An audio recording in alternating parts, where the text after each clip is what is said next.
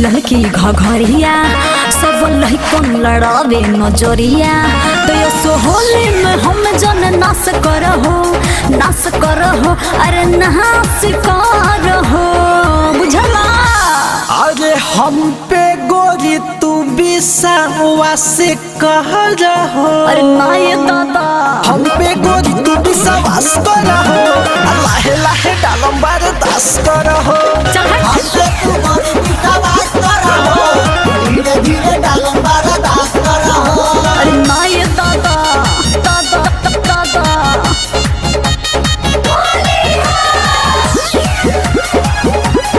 Recording by Bihari music चकिया।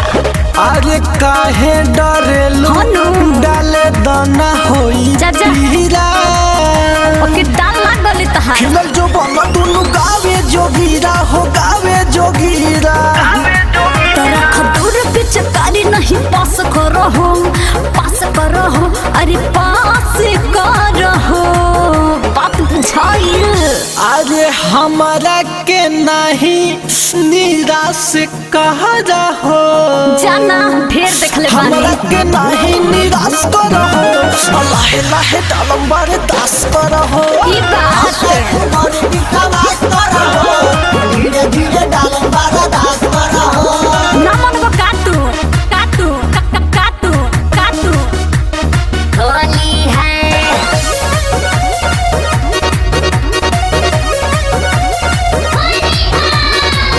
अरे खिलल कली बारू ई बात गोरी गादराइल ऊ तो हम बड़ले बानी सुना दीपांजलि होली बाइल हो होली बाइल। तेरे राजा न चंदन कुछ खास करहो अरे खास करहो अभी तो समझ जा। कहे मुना ना धरती आकाश करहो। अच्छा कहे मुना ना धरती आकाश करहो लाहे लाहे डालम बर्दाश्त करहो। चाचा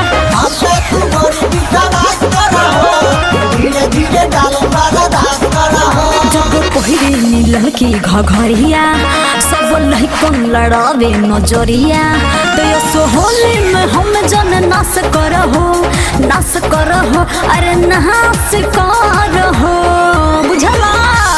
अरे हम पे गोरी तू विश्वास कह रहो। अरे ना ये दादा हम पे गोरी तू विश्वास करहो लाहे लाहे डालम बर्दाश्त करहो।